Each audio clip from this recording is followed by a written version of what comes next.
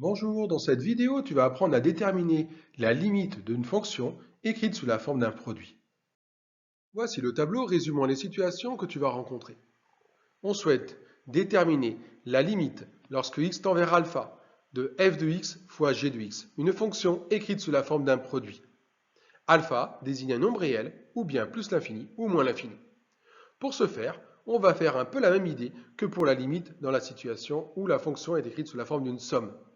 On va d'abord chercher la limite lorsque x tend vers alpha, le même alpha, de chacun des facteurs de f de x, et la limite lorsque x tend vers alpha de g de x.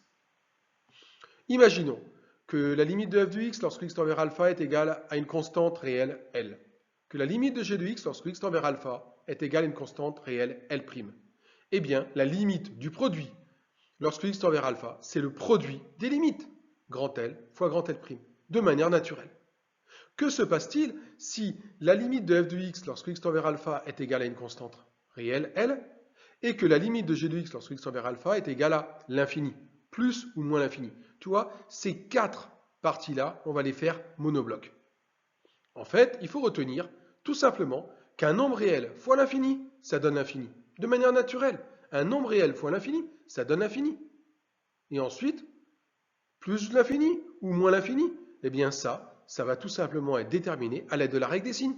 Si ton nombre réel est positif et que plus l'infini étant un nombre positif, on va faire plus fois plus et on obtiendra plus. Ainsi, dans cette situation-là, grand L positif fois plus l'infini, on dira qu'on obtient plus l'infini. Et on va appliquer la règle des signes pour les trois autres situations. Regarde, moins fois plus, plus fois moins, moins, et moins fois moins, plus. Allez, il nous reste encore 3 cas à traiter. C'est le cas où la limite de f de x lorsque x tend vers alpha est égale à plus ou moins l'infini, et la limite de g de x lorsque x tend vers alpha est égale à plus ou moins l'infini. Bah, retiens une chose, l'infini fois l'infini, c'est l'infini. Et ensuite, il n'y a plus qu'à appliquer la règle des signes. Plus fois plus, plus, moins fois moins, plus fois moins, moins. Il y a juste finalement la dernière partie qui va nous poser un souci, c'est la situation où la limite de f de x lorsque x tend vers alpha est égale à 0 et la limite de g de x lorsque x tend vers alpha est égale à plus l'infini ou moins l'infini, c'est-à-dire 0 fois l'infini. Eh bien, on dira qu'on est dans une situation de forme indéterminée.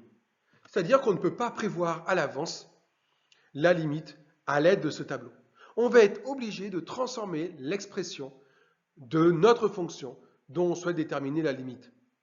Je ne sais pas, peut-être développer, factoriser, réduire au même dénominateur. Bref, il va falloir se débrouiller, mais il va falloir lever la forme indéterminée si on te demande de déterminer la limite alors qu'on est dans une situation de FI.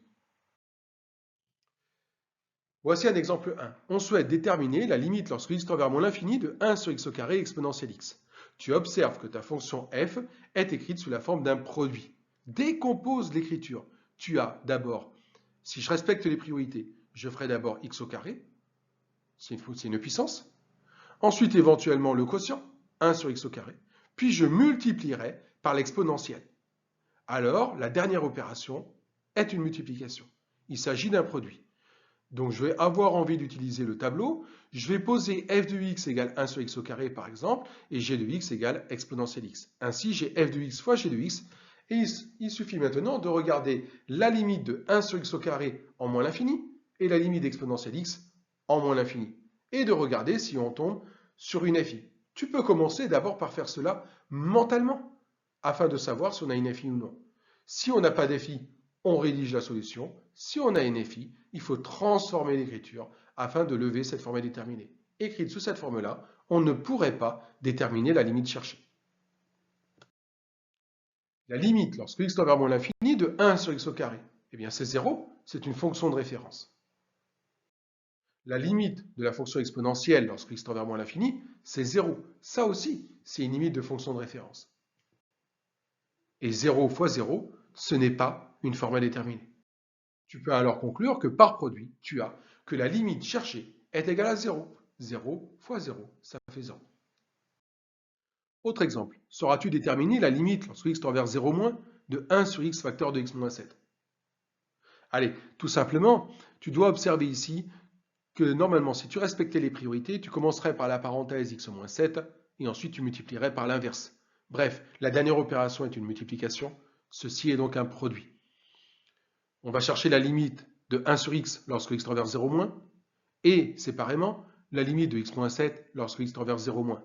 Puis, regardez si on peut appliquer le tableau que je te présentais en début de vidéo. Allons-y. Limite de 1 sur x lorsque x tend vers 0 moins. Limite de référence, c'est moins l'infini.